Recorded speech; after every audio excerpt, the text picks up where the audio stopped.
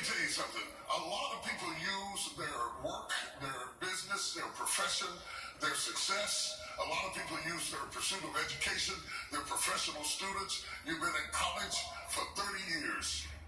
And you just keep taking more and more classes and courses and more things, or you work overtime, undertime, side to time, round the time. A lot of people are church addicts. Every time the church opens, you're not just a member of the church. You don't just come to Bible class. You're in the choir and the usher board and the praise team and the Wilderness Fried Chicken Committee and the this and the that and the other. And let me tell you something. If you succeed in every area of your life, if you succeed, you got the best health, you're in the best shape, you're the best looking, you have the most formidable personality, you're successful, you're financially secure, you're respected every time you walk up down the street. If you succeed everywhere else and fail to have peace and joy and love in your home, what does it profit you to have all of this stuff on the outside and have no place to lay your head, to rest your mind, to know that this is solid and this won't shake and this won't break? It is very, very important to you. Foxes, whenever they sense danger or trouble or become weary, they always go running into their holes. That is a safe place. That's a secure place. He's grounded there. Whatever's going to come, I'm going to deal with it because I'm in a place of grounding. You understand what I'm saying? Birds of the air have nests. They say, I know there's a lot of things that want to devour me and want to get me, but if I can make it to this nest, I can get in this place where it is difficult to get me. If my nest is solid, if it's secure, and I had to build this nest. I had to work on this nest. So all of you who say, you don't understand my situation, you don't understand my house, you don't understand what I've been through, you don't understand my circumstance. No, you don't understand that nests must be built from broken branches.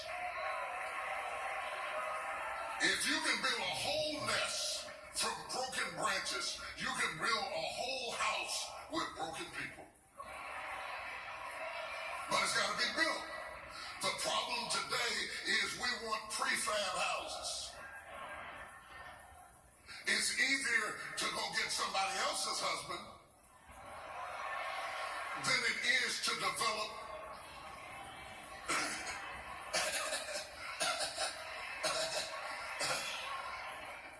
nobody wants to do the work of building the kid.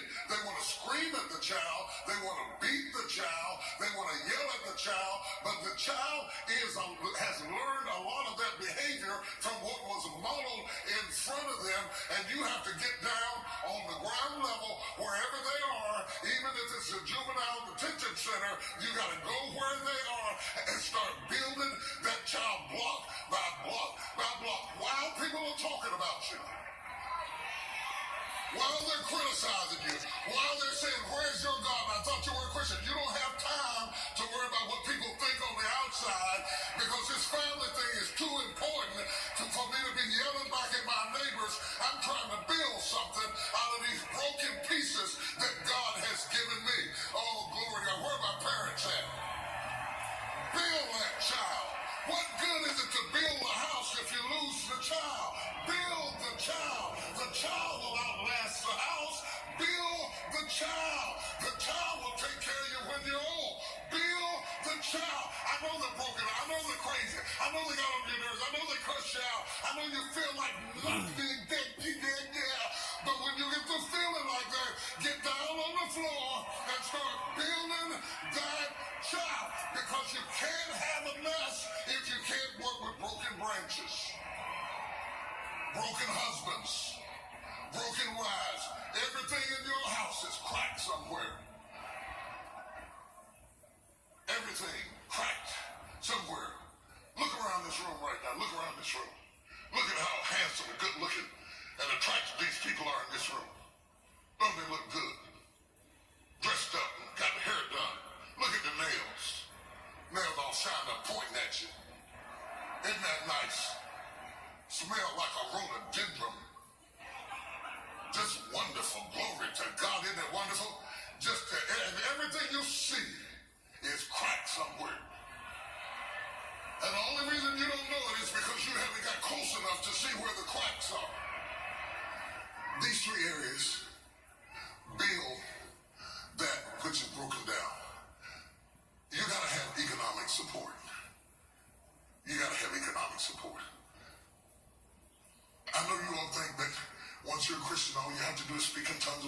Jesus, the Jesus bus is going to come get you and take you to be with Jesus. But while you're waiting at the bus, you're going to get hungry. When I got ready to talk to my wife about life insurance, she said, I don't want to talk about that. I don't even want to talk about it. I don't want to have no discussion with you about that. I said, oh yeah, we're going to have a discussion about that. She said, I don't know who you're going to leave me to because I ain't going to care. I'm going to be crazy.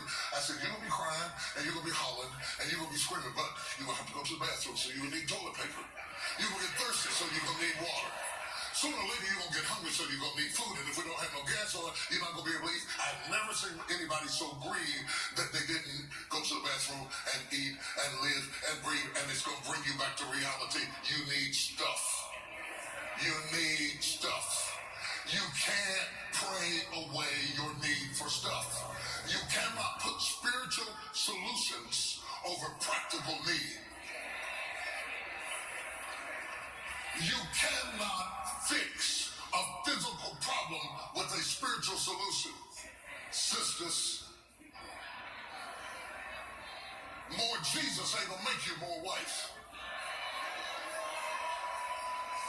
I want to go to a text. They're having a discussion in the text about if in 1 Timothy 5:7, if any provide not for his own house, for his own, and especially for those of his own house, he has denied the faith. He has denied the faith. If you don't take care of what's yours, you have denied the faith. And it's worse than an infidel. When you look at the word infidel, you will find that it means unbeliever.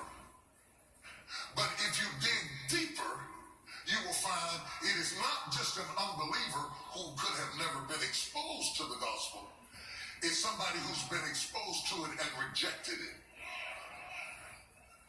Let that sink in. Somebody who's been exposed to it and rejected it is called an infidel. You notice in the conflict with ISIS and terrorists, they refer to us as infidels.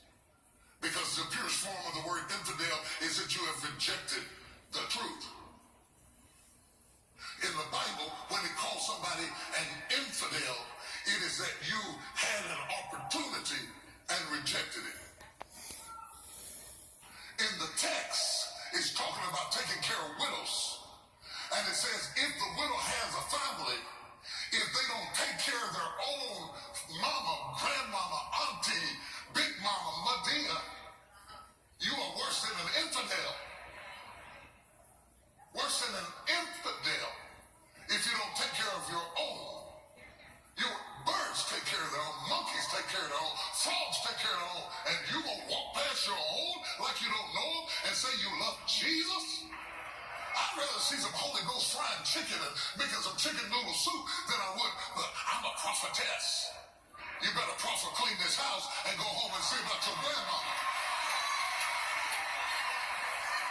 The Bible said you are worse than an infidel if you don't take care of your own house.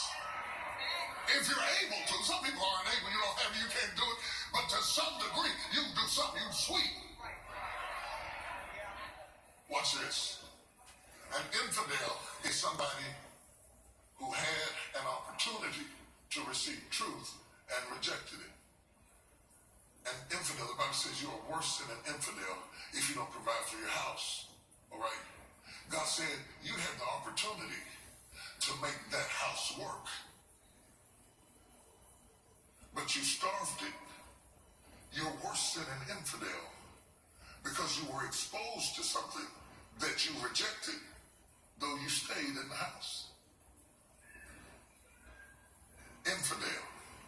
Somebody say infidel. Ooh, infidelity.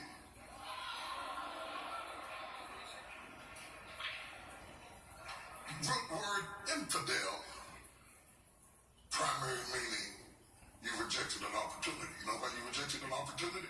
Because you felt like you were rejected. You know why you felt like you were rejected? Because you didn't get the signal. How do you break the infidelity? When we start having real conversations about expectations and responsibilities mutually, and you live up to yours and I live up to mine, then there's not abandonment. And if we're not abandoned, then we don't have to fake like we love each other, which creates resentment, because love is hard to be faked.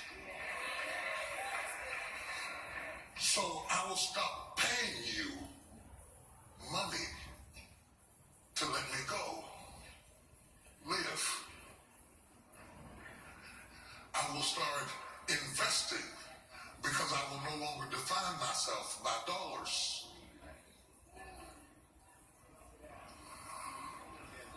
Church is so quiet sometimes. I went to the Paul's house, it was so quiet. So a lot of times we give you stuff to replace us. You know what I feel in this room? Let me tell you what I feel in this room.